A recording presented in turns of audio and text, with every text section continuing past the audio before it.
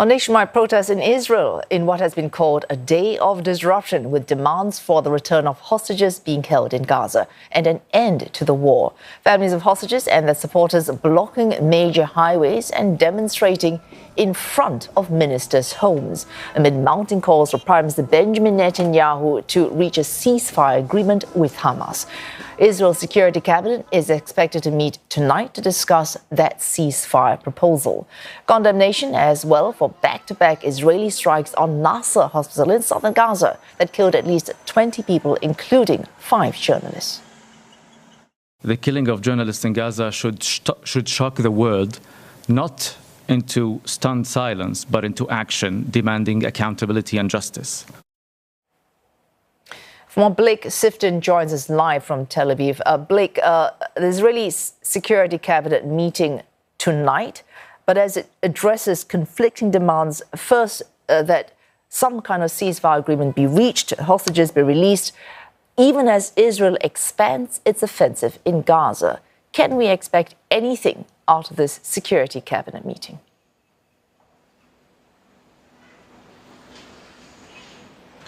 Good evening, Wei Su. So as family members of the hostages and their supporters hold nationwide protests across Israel, demanding that the government reach a ceasefire and call off their planned offensive to seize and occupy Gaza City. They agree with the chief of staff of the Israeli military, Eyal Zamir, who is reported to have told the government, there is a deal on the table. We need to take it. There is grave danger to the hostages' lives if we proceed with conquering Gaza. As you say, as these protests continue, Prime Minister Netanyahu is expected to convene his security cabinet in Jerusalem in about 20 minutes from now to discuss the fighting in Gaza, as well as efforts to release the hostages.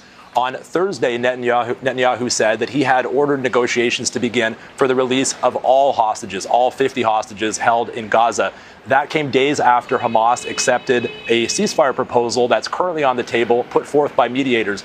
But that ceasefire proposal only calls for the release of roughly half of the hostages held in Gaza in exchange for Palestinian prisoners. Now, Israel hasn't yet responded to that proposal, but they have reiterated repeatedly that they will not accept partial deals. They will only accept a comprehensive deal for all of the hostages, and they will only end the war if Hamas disarms, if Gaza is demilitarized, and if a new entity that's not Hamas and that's not the Palestinian Authority governs Gaza. But those concessions go far beyond the terms of the ceasefire proposal that is currently on the table.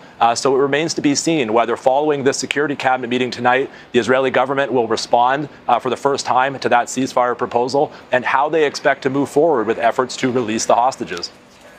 Blake, meanwhile, pressure as well from the United Nations after the Israeli back-to-back attacks on that hospital in Gaza. The United Nations says, insisting that Israel not just investigate, but ensure that that investigation produces some kind of result.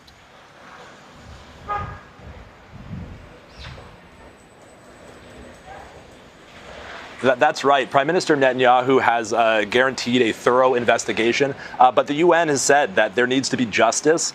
We haven't seen results or accountability measures yet. And by that, they mean that they are dissatisfied with previous investigations into previous incidents by the Israeli military, where they felt that those responsible were not held to account. Now, we've seen growing international condemnation over this attack that killed journalists and rescue relief workers at Nasser Hospital in Khan Yunis. UK Foreign Secretary David Lammy said he was horrified by this attack and said we need a ceasefire immediately. Macron called this attack intolerable. Germany's foreign ministry said that they were shocked by the attack. And Australia's foreign minister, Penny Wong, also said she was horrified and that the war needs to stop. Meanwhile, Reuters and the Associated Press, both of whom had journalists killed in this attack, they said that they were demanding an urgent and transparent investigation and accountability. So echoing this demand from the UN that Israel hold the investigation, but that they hold those responsible to account. Oh, thanks. Blake Sifton there reporting live for us from Tel Aviv. The war in Gaza has emerged as the deadliest conflict for journalists in modern history. Around 200 journalists and media workers have reportedly been killed since the war started on October 7th, 2023.